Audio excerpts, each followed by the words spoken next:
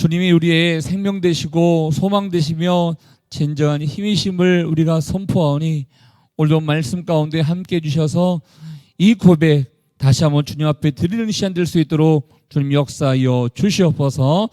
함께 하실 주님께 감사와 영광을 돌려드리오며 존귀하신 예수님 이름으로 기도합니다. 아멘.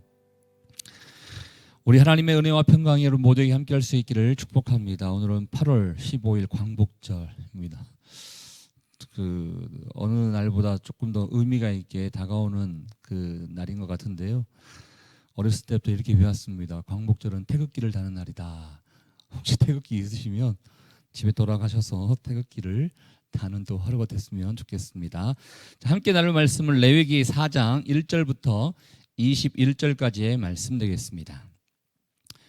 레위기 4장 1절부터 21절까지의 말씀, 제가 한 절, 여러분이 한 절 이렇게 교독하도록 하겠습니다. 1절 말씀 먼저 있습니다. 여호와께서 모세에게 말씀하여 이르시되 이스라엘 자손에게 말하여 이르라. 누구든지 여호와의 계명 중 하나라도 그릇 범하였을 때 만일 기름 부음을 받은 제사장이 범죄하여 백성의 허물이 되었으면 그가 범한 죄로 말미암아 흠없는 수송아지로 속죄 제물을 삼아 여호와께 드릴지니 그 수송아지를 회막문 여호와 앞으로 끌어다가 그 수송아지의 머리에 안수하고 그것을 여호와 앞에서 잡을 것이요 기름 부음을 받은 제사장은 그 수송아지의 피를 가지고 회막에 들어가서 그 제사장이 손가락에 그 피를 찍어 여호와 앞 곧 성소의 휘장 앞에 7번 뿌릴 것이며 제사장은 또 그 피를 여호와 앞 곧 회막 안 향단 뿔들에 바르고 그 송아지의 피 전부를 회막 문 앞 번제단 밑에 쏟을 것이며 또 그 속죄 제물이 곧 내장에 덮인 기름과 내장에 붙은 모든 기름과 두 콩팥과 그 위에 기름 곧 허리 쪽에 있는 것과 간에 덮인 커플을 콩팥과 함께 떼어내되 화목제 제물의 소액에서 떼어냄 같이 할 것이요 제사장은 그것을 번제단 위에서 불사를 것이며 그 수송아지의 가죽과 그 모든 고기와 그것의 머리와 정강이와 내장과 똥 곧 그 송아지의 전체를 진영 바깥에 버리는 곳이 정결한 곳으로 가져다가 불로 나무 위에서 사르되 곧 재 버리는 곳에서 불사를 지니라. 만일 이스라엘 온 회중이 여호와의 계명 중 하나라도 부지 중에 범하여 허물이 있으나 스스로 깨닫지 못하다가 그 범한 죄를 깨달으면 회중은 수송아지를 속죄제로 드릴지니 그것을 회막 앞으로 끌어다가 회중의 장로들이 여호와 앞에서 그 수송아지 머리에 안수하고 그것을 여호와 앞에서 잡을 것이요 기름 부음을 받은 제사장은 그 수송아지의 피를 가지고 회막에 들어가서 그 제사장이 손가락으로 그 피를 찍어 여호와 앞 휘장 앞에 7번 뿌릴 것이며 또 그 피로 회막 안 여호와 앞에 있는 제단 뿔들에 바르고 그 피 전부는 회막 문 앞 번제단 밑에 쏟을 것이며 그것의 기름은 다 떼어 제단 위에서 불사르되 그 송아지를 속죄제 수송아지의 한 것 같이 할지며 제사장이 그것으로 회중을 위하여 속죄한즉 그들이 사함을 받으라. 함께 읽겠습니다. 그는 그 수송아지를 진영 밖으로 가져다가 첫 번 수송아지를 사람같이 불사를 지니 이런 회중의 속죄.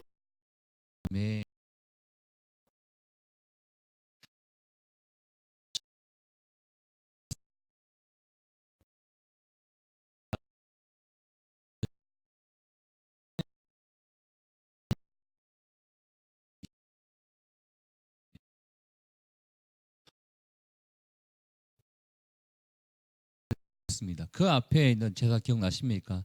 번제, 소제, 화목제를 3일에 걸쳐서 우리가 묵상을 하게 되었습니다. 근데 우리 앞에 봤던 번제, 소제, 화목제는 이거가 의무적으로 제사를 드려야 되는 게 아닙니다. 자율적으로 제사를 드려야 되는 것입니다. 그런데 오늘 나오는 이 속죄제는 죄를 지었으면 꼭 해야 되는 의무 제사라고 볼 수가 있습니다. 아시다시피 속죄제는 죄를 지었을 때 내 죄를 희생 제물에게 죄를 전가하고 그 희생 제물을 잡음으로 말미암아 내 죄를 용서받는 그 의식이 바로 속죄제인 것이죠. 그러다 보니까 우리가 이 제사에 대해서 볼 때마다 늘 빠지지 않고 묵상하고 생각해야 될 분이 계시는데 바로 우리 예수님이십니다. 우리 예수님께서 우리의 죄를 위해서 이 땅에 오셨죠. 그러면서 우리가 우리의 제물이 되어주셨다 이런 고백을 많이 합니다. 그럴 때 그 앞에 더 붙는 단어가 있는데 어제 말씀으로 연결하면 우리의 화목제물이 되어주셨다.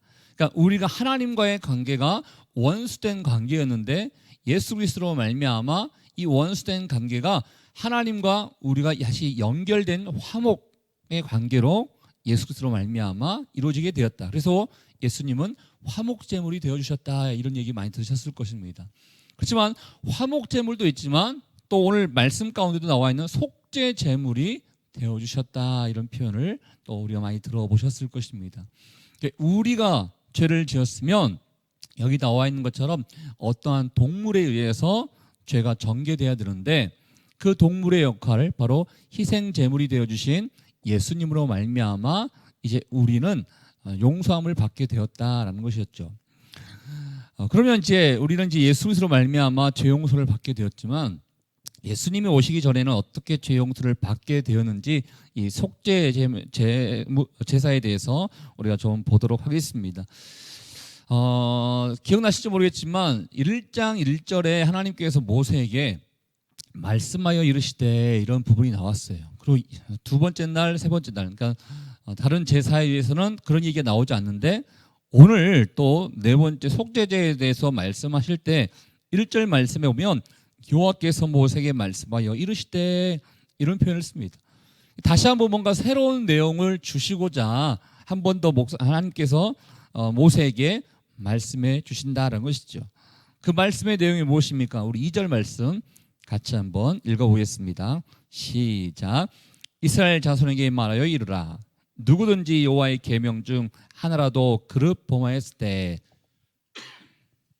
하나님께서 이스라엘 백성들에게 다시 한번 이야기하거라라고 말씀하시면서 누구든지라고 얘기하고 있습니다. 누구든지 계명을 어긴다면 이렇게 먼저 말씀해 주시죠. 그러니까 높던 지위가 높던 지위가 낮던 소위 말해서 너무 어리던 나이가 많던 상관없이 누구든지 죄를 짓는다 그러면 그 다음에 이제 나올 내용이죠. 제사를 드려야 된다라는 것이었습니다. 그러니까 이 죄 문제에 대해서는 남녀노소 구분하지 않고 누구든지 하나님께 나아가야 된다는 거예요. 그런데 여기에 나오는 단어 가운데요, 계명 중에 하나라도 그릇 범하였으되 이런 표현이 있습니다. 여기 그릇이라는 것을 여러분께서 한번 잘 묵상해 봤으면 좋겠는데요. 이 그릇이라는 것을 여러분 어떻게 이렇게 느껴지는지 모르겠지만 실수로 범하였을 때 이게 생각해 볼 수 있습니다. 내가 주의를 기울이지 않고 또 태만하여 이 범죄를 저질렀을 때라는 거예요. 그러니까 우리에게 보면요, 우리는 사람의 생각으로 죄를 좀 구분합니다. 억지로 지은 죄가 있고 모르고 지은 죄, 막 이렇게 구분해요. 그런데 하나님께서는 억지로 지은 것도 문제지만 모르고 실수로 지은 것도 똑같이 범죄한 것이다 라고 분명히 우리에게 말씀해주고 있다는 것입니다. 그래서 실수로 범했다 하더라도 누구든지 계명에 비춰봤을 때 단 하나라도 어긋난 것이 있다면 너희들은 제사를 드려야 된다라고 우리에게 말씀해주고 있다는 거예요. 그러면서 4장과 5장까지 이 속죄제를 드려야 할 대상에 대해서 언급해 주시는데 모든 사람들, 이게 누구든지가 되어 있기 때문에 누구든지 다 제사를 드려야 되지만 크게 네 가지로 이렇게 나눠서 설명을 해 주시더라고요. 첫 번째는 대제사장입니다. 대제사장이 범죄를 저질렀을 때라고 나와 있고요. 또 오늘 또 나오는 뒷부분에는 온 백성들이, 그러니까 이스라엘 민족의 죄, 민족이 죄를 저질렀을 때라고 나와 있고, 또 내일 나올 말씀 가운데는 족장들이, 그러니까 한마디로 지도자들이 죄를 지었을 때, 그리고 마지막으로 개인이 죄를 지었을 때 하면서 네 개의 분류로 나눠서 우리에게 설명해 주고 있는 것을 보게 되는데, 오늘은 제사장과 공동체, 그러니까 즉 민족이 죄를 지었을 때 어떻게 하나님 앞에 나아갈 수 있는지에 대해서 좀 보도록 하겠습니다. 먼저 제사장이 범죄를 저질렀을 텐데요. 3절 말씀 한번 같이 한번 읽어보겠습니다. 시작. 만일 기름 부음을 받은 제사장이 범죄하여 백성의 허물이 되었으면 그가 범한 죄로 말미암아 흠없는 수송아지로 속죄 제물 삼아 여호와께 드릴지니. 여러분, 여기에 제사장이 범죄하여라고 되어 있는데요. 제사장은 많잖아요. 그런데 여기 앞에 기름 부음을 받은 제사장이라고 되어 있는 것은 대제사장을 얘기하는 것입니다.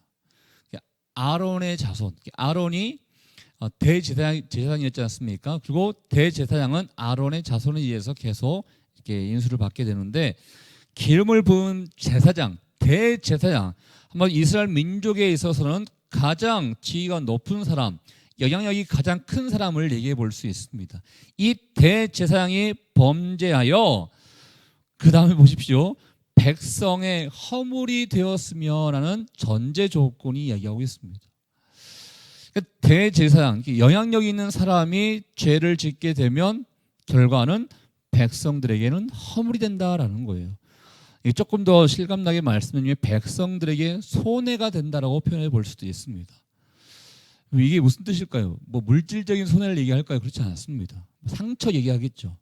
예를 들어서 뭐 존경받는 이 땅에 원로 뭐 목사님이라든지, 뭐 카톨릭으로 얘기하면 뭐 추기경이라든지 교황이 엄청난 범죄를 저질렀다 그러면 그 밑에 있는 모든 교인들과 영향력 아래에 있는 사람들은 큰 충격을 받게 될 것입니다.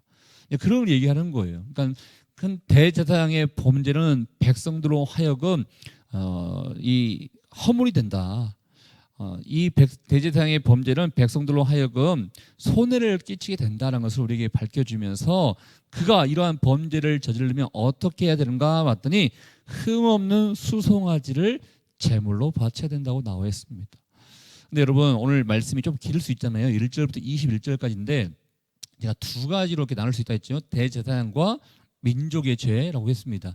근데 말씀드리면 제사법이 똑같습니다. 똑같다는 것은 제물도 똑같다는 거예요. 생각해 보세요. 근데 이 대제사장은 한 개인입니다. 이따가 나오는 민족은 엄청난 큰 공동체를 얘기하고 있습니다. 근데 제물이 똑같아요. 그 말은 나중에 이제 개인에 얘기할 때는 이 수송아지를 잡지 않아요.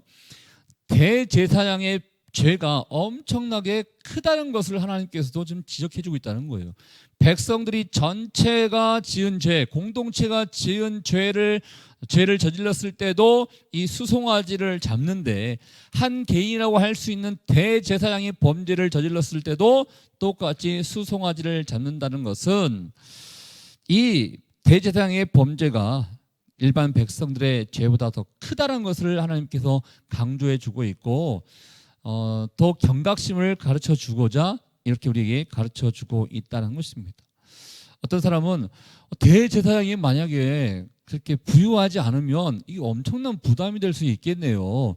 물론 이제 수송아지의 가치가 어느 정도 되는지는 잘 모르겠습니다. 그렇지만 이 백성들이 죄를 저질렀을 때 잡을 만큼이라고 생각해 본다면 굉장히 그 물질적으로도 굉장히 부담이 될 수 있는 가치가 될 것 같습니다. 그러나 하나님께서 알려주는 것은 가장 값진 것이라고 할 수 있겠지만 한편으로는 목숨보다는 못하다는 것입니다.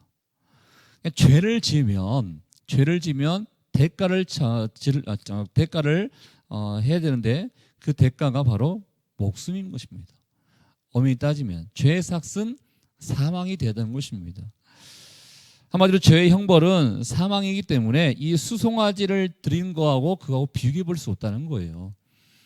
그만큼 이 제물을 드림으로 말미암아 내가 너를 용서해 준 것이 더 크기 때문에 그 제물에 대한 가치를 따지지 말고 그 죄 용서에 대한 감사함으로 나아가야 된다는 것을 또 우리에게 알려주고 있다는 것입니다. 그래서 이 수송아지를 속죄제물로 담아서 여호와께 드린다라는 것입니다. 그러면서 4절 말씀 가운데 절차를 우리에게 알려주고 있는데 우리 4절도 같이 한번 읽어보겠습니다. 시작. 수송아지를 회막문 여호와 앞으로 끌어다가 그 수송아지의 머리에 안수하고 그것을 여호와 앞에서 잡을 것이요. 절차 보십시오. 수송아지를 회막문 여호와 앞으로 끌어다가 그 수송아지의 머리에 먼저 안수를 한다는 것입니다. 처음에 첫째 날 봤던 이 번제에 대해서도 마찬가지죠. 제물에 안수를 한다는 것은 이 제물이 나를 대신합니다라는 뜻입니다. 그런데 생각해 보세요. 여러분 같으면 어떻게 하시겠습니까? 이 제물에게 너가 나의 죄를 대신하구나라고 하면서 글쎄요, 정상적인 생각이라면 정말 내가 죄를 지었다는 이 죄책감이 가득 가지고 있는 사람이라면 그 자리에 하나님 앞에 고백하지 않겠습니까? 하나님, 내가 내 죄를 용서해 주십시오. 내 죄를 이 제물에게 지금 대신 전가합니다. 나를 용서해 주십시오라고 간절함으로 기도하는 그런 시간이 있지 않았을까라는 생각을 해보게 돼요. 만약에 그런 거 없이 율법에서 가르쳐주고 있기 때문에 형식적으로 동물의 머리에 안수하고 그 다음에 잡는다 그러면 제가 알고 있는 하나님이라면 하나님이 기뻐 받으실지 않을 것 같아요. 그냥 이렇게 형식적으로 이런 절차를 한다고 하나님이 죄 용서해 주신 것이 아니라 이 절차 과정 가운데 동물에게 안수할 때 정말 내가 진실된 마음으로 죄 용서를 간구하고 고백하는 그런 시간이 필요하지 않는가라는 생각을 해보게 됩니다. 우리도 마찬가지입니다. 우리가 매 순간순간마다 하나님 앞에 회개 기도를 합니다. 회개 기도를 하는데 보통 우리가 식사 기도할 때 정말 감사함으로 기도하는 사람도 있지만 형식적으로 기도할 때도 있잖아요. 제가 제 아이들 어린이집에 이렇게 데려다 줄 때 어린이집 안에서 이제 각 반으로 들어가기, 저희 아이가 2명이다 보니까 각 반으로 들어가기 전에 어린이집 그 거실에서 세 명이서 같이 기도를 합니다. 기도를 하는데 제가 기도할 수도 있고 저희 첫째가 기도할 수 있고 둘째가 기도할 수 있는데 둘째가 4살밖에 되지 않지만 기도를 기가 막히게 합니다. 근데 가만히 들어보면 늘 똑같아요. 그러니까 얘가 이제 기도하라고 하니까 그냥 들은 대로 그냥 배운 대로 그냥 주절주절 이렇게 얘기를 합니다. 물론 그것만 하더라도 그냥 기특하지요. 제가 이제 말씀드리고 싶은 것은 기도를 배운 사람, 또 기도를 들은 사람, 또 기도를 어떻게 하는지 아는 사람은 회개 기도라는 이름을 가지고 똑같이 주절주절 이렇게 이야기할 수 있다는 것입니다. 근데 우리가 그렇게 기도한다고 하나님이 그 기도를 받으시지 않는다는 것입니다. 그 마음 가운데 정말 내가 죄인입니다. 하나님, 내가 정말 죄 안 진다고 하나님 앞에 고백하고 나아갔는데 또 죄를 지었습니다 라고 겸손한 마음으로 고백하고 하나님 앞에 다시 한번 맡길 때 하나님이 그 마음을 알고 계시고 죄 용서해 주신 것이지, 교회에 와서 하나님 나 죄 용서해 주세요 이 말 한마디 했다고 하나님이 용서해 주시는 거 아니다는 것입니다. 그러니까 이 동물을 잡기 전에 머리 안수할 때도 저는 당연히 그들이 회개 기도를 했어야 된다라고 생각하고, 그런 기도가 있었을 때 하나님이 그 죄를 용서해 주셨을 것이다라고 믿고 있다는 것이죠. 머리 안수하고 그것을 잡는다라고 나와 있는데 여기 이 4절 말씀에 보면 우리를 용서해 주는, 즉 다시 말씀해서 우리를 구속해 주시는, 구원해 주신 원리가 들어가 있습니다. 여기 보면 이 동물들을 통해서 우리를 대신하죠. 그리고 우리가 있는 그 자리에서 또 이 제사가 진행되고 있는 것을 보게 됩니다. 그리고 이 동물들을 통해서 우리를 위해서 죽었다는 것을 볼 수가 있습니다. 바로 예수님의 희생 제물을 통해서 이 예수님을 우리가 볼 수 있다는 것이죠. 예수님 또한 우리를 대신하고 우리의 자리에서 우리를 위하여 죽으셨다는 것이죠. 그래서 내가 너희를 구원하더라라고 하늘에서 이야기함으로 말미암아 우리가 구원받은 것이 아니라 이 땅에 친히 내려오셔서 희생 제물이 되어서 우리를 대신하고 우리의 자리에서 우리를 위하여 죽으신 그분이 바로 예수 그리스도, 그분이 바로 희생 제물이 되어 주셨다는 것을 우리가 이 제사를 보면서 알 수 있다라는 것입니다. 그래서 이렇게 동물을 잡고 난 다음에 어떠한 절차가 있는가 봤더니 5절 말씀에 보면요, 그 피를 가지고 회막에 들어갑니다. 그리고 6절, 7절 우리 같이 한번 읽어보겠습니다. 시작. 그 제사장이 손가락에 그 피를 찍어 여호와 앞 곧 성소의 휘장 앞에 7번 뿌릴 것이며 제사장은 그 피를 여호와 앞 곧 회막안 향단 뿔들에 바르고 그 송아지의 피 전부를 회막문 앞 번제단 밑에 쏟을 것이며. 읽으셨던 6절 말씀에 보면요, 이제 그 피를 가지고 회막에 들어갔지 않습니까? 그리고 손가락을 그 피에 찍습니다. 근데 찍는다는 것은 잠깐 된다는 걸 얘기하는 거 아니에요. 담근다는 것을 얘기해요. 담그고 난 다음에 휘장 앞에 7번 뿌린다는 것입니다. 이 휘장이라는 것은 지금 제사장이 그 성소에 있는데 성소와 지성소를 가로막고 있는, 구분하고 있는 휘장을 얘기하고 있는 것입니다.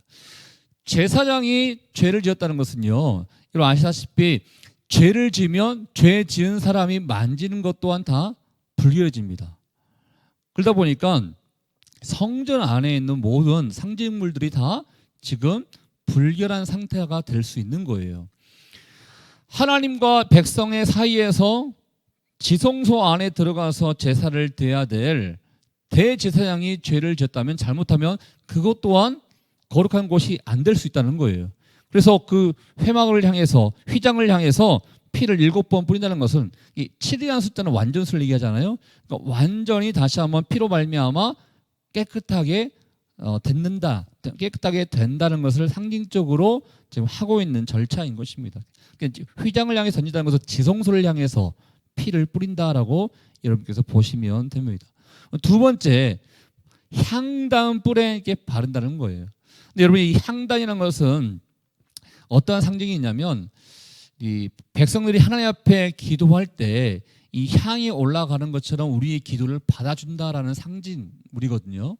그런데 대제사장이 죄를 지음으로 말미암아 우리의 기도가 하나님 앞에 드려지는 것 또한 이 향단이 부정해졌기 때문에 이것 또한 피로 깨끗하게 씻어야 된다, 이런 거를 지금 얘기하고 있는 거예요. 그래서 향단 뿔에 바르고, 이 표현이 그 뜻인 것입니다. 하나님 앞에 나아가는 이 지성소와 이 향단이 부정해졌기 때문에 이것을 깨끗하게 씻기는 의식을 우리에게 소개해 주고 있다는 것입니다. 그러면서 이제 그 다음에 보면요, 8절, 9절, 10절에 보면 특정 부위를 이제 태웁니다. 그런데 이제 11절, 12절에 보면 특정 부위를 태우지만 11절, 12절에 보면 진영 밖에 나가서 나머지 것을 다 불사른 것을 보게 됩니다.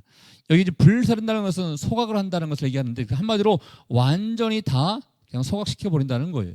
심지어 백성들이 제사를 드렸을 때 이 가죽은요, 누구 거 되냐면 이제 제사장 것이 돼야 돼요. 근데 이 제사장이 죄를 지었기 때문에 이 또한 제사장이 가질 수 없어요. 모든 것을 다 소각시킨다는 것을 우리에게 알려주고 있다는 것입니다.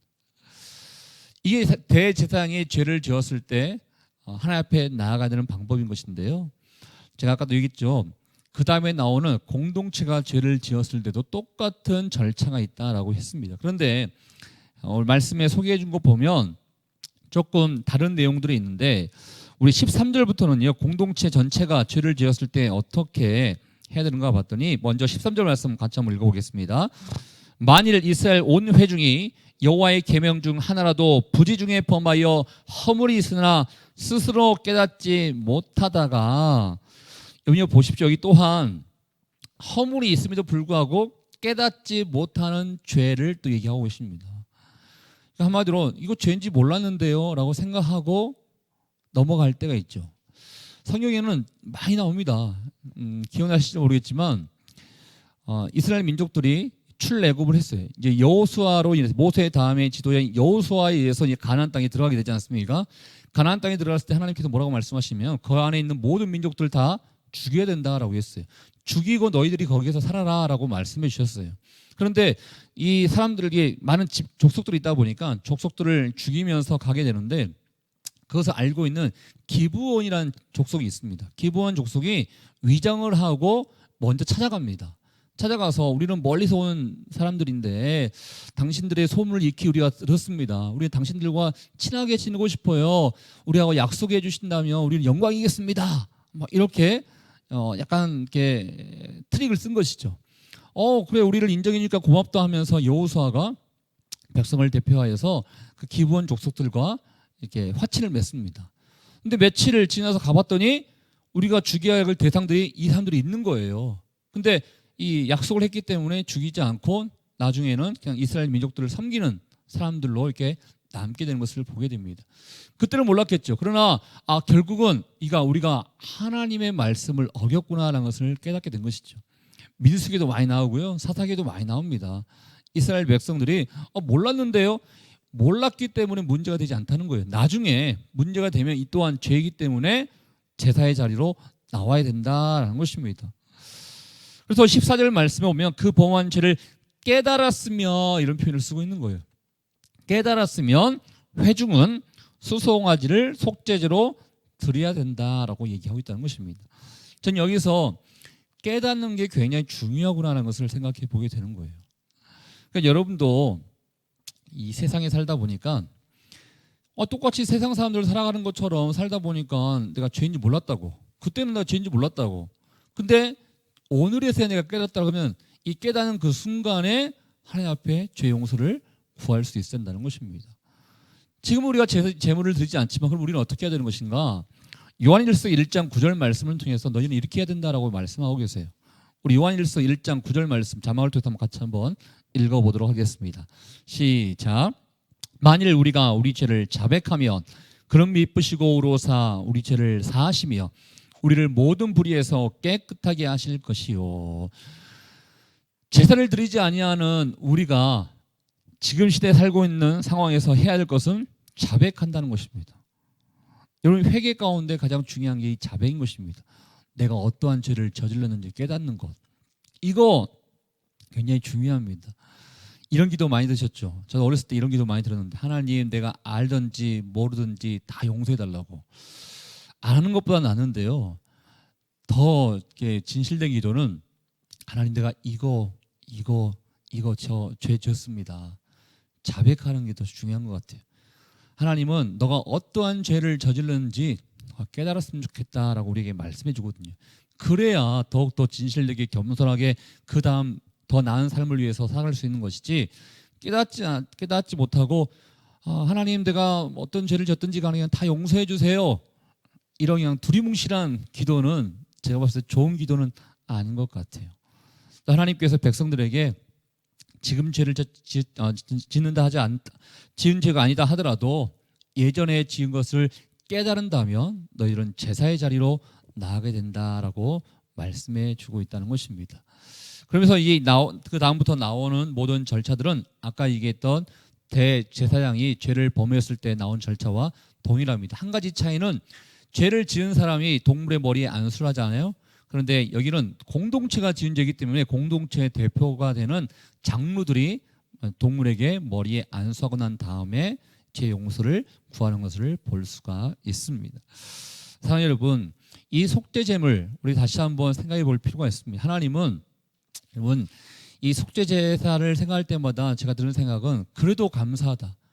왜 감사한가? 죄를 지었으면 죽을 수밖에 없는데 살려줄 수 있는 길을 하나님께서 열어주셨구나라는 거예요. 한마디로 우리를 사랑하시기 때문에 이 제사를 소개해 준 것입니다. 만약에 우리를 사랑하지 아니하면 너가 지은 만큼 너가 당해야 돼라고 끝났을 것입니다. 그럼 하나님께서는 너가 죄를 지었음에도 불구하고 내가 너희를 사랑하기 때문에 다시 한번 회복할 수 있는 길을 너에게 제시한다. 그게 바로 속죄제다라고 우리에게 말씀해 주시면서 다시 한번 살 길을 열어주셨죠. 그 살 길을 열어주신 하나님께서 지금 우리에게는 예수 그리스도로 말미암아 살 길을 열어주셨습니다. 저는 죄를 안 지어야겠지만 인간인지라 죄를 안 지을 수 없는데 죄 지었을 때 더욱더 겸손하게 자백하는 마음으로 있는 모습 그대로 주님 앞에 나아가는 그런 삶을 주님이 기뻐하시는데 그런 삶이 되었으면 좋겠고, 그 과정 가운데 하나님이 나를 살려주셨구나 또 감사함으로 매 순간순간 주님을 바라볼 수 있는 여러분 될 수 있기를 주의 이름으로 축복합니다. 우리 같이 한번 기도하도록 하겠습니다. 이 시간에 기도할 때 이런 마음으로 기도했으면 좋겠습니다. 하나님, 대제사장이 죄를 졌던 온 회중 이스라엘 민족들이 죄를 지었던 하나님이 원하시는 것은 진실된 마음으로 하나님 앞에 나아가기를 원하고 있습니다. 하나님, 내가 연약한 죄인이기 때문에 매 순간순간마다 죄를 안 지을 수 없지만 죄를 지었을 때는 주님이 원하시는 것처럼 진실된 마음으로 주님 앞에 고백하며 자백하는 정말 하나님의 사람들 될 수 있도록 인도하여 주십시오. 그리고 이렇게 살 길을 주님이 허락해 주셨는데 회개기도 할 때마다 또 이 내용들을 볼 때마다 우리를 살려주신 그 주님께 늘 감사함으로 나가는 사람이 될 수 있기를 원합니다. 이 마음 변치 않게 도와주시고 하나님의 사람으로서 더욱더 하나님 앞에 나아갈 수 있는 진실된 사람으로 우리를 인도하여 주시옵소서. 우리 같이 한번 주신 말씀을 생각하며 여러분 자신을 위해서 함께 기도하도록 하겠습니다. 하나님 아버지, 감사합니다. 오늘도 우리 가운데 함께 해주셔서 주님 감사합니다. 죽을 수밖에 없는 우리들을 하나님께서 다시 한번 살려주실 수 있는 그 길을 우리에게 제시해 주셔서 주님 감사합니다. 하나님, 우리의 죄를 대신해서 속죄 제물을 허락해 주셨고 그 제물이 우리를 대신하여 또 우리를 위하여 우리가 있는 그 자리에서 죽음으로 말미암아 우리를 용서해 주신 그 하나님 아버지, 바로 예수 그리스도가 우리를 위해서 이 땅에 오셨고 우리의 희생 제물이 되어 주셨음을 우리가 알고 있습니다. 그 예수 그리스도를 생각하고 바라볼 때마다 늘 감사하기를 원하고 더욱더 깨끗하게 더욱더 진실되게 내가 살아가야겠다, 이 고백을 드리는 인생 될 수 있기를 원하오니 하나님 아버지, 오늘도 이 말씀 가운데 함께 하신 그 하나님을 바라보는 우리 삶이 될 수 있도록 주님 인도하여 주시옵소서. 아버지 감사합니다. 주님 감사합니다. 주님 감사합니다. 인도해 주셔서 감사합니다. 살려주셔서 감사합니다. 하나님 아버지, 우리를 사랑하사 죄를 지었기 때문에 죽을 수밖에 없음에도 불구하고 다시 한번 살 길을 허락해 주셔서 주님 고맙습니다. 이 희생 제물에게 우리가 안수하고 회개하며 나아갈 때 하나님께서는 다시 한번 살려주시고 다시 한번 기회를 주신다고 우리에게 말씀해 주고 계시는데, 이 희생 제물을 바라볼 때 우리를 위해서 이 땅에 오셨던 예수 그리스도를 바라볼 수밖에 없습니다. 희생 제물이 되기 위해서 이 땅에 오신 예수 그리스도, 우리를 위해서 우리를 대신하여 우리가 있는 그 자리에서 돌아가신 예수 그리스도, 우리가 그분을 바라보며 늘 감사함으로 그리고 더욱더 겸손함으로 나가는 우리가 될 수 있도록 주님 인도하여 주시옵소서. 오늘도 함께 하신 주님께 감사와 영광을 돌려드리오며 지금 이 시간 우리 인생의 길과 진리와 생명 되시는 예수 그리스도의 은혜와 하나님 아버지의 그 크신 사랑하심과 성령의 교통 위로 충만하심이 우리를 위해서 이 땅에 오신 희생제물 되신 예수 그리스도를 바라보며 더욱더 겸손하게 더욱더 진실하게 더욱더 감사하며 살기를 원하는 주의 백성들을 한 사람 한 사람 머리 위에 우리 가정과 일터와 사람 살리는 교회 위에 이제부터 영원토록 함께하기를 간절히 축원하옵나이다. 아멘.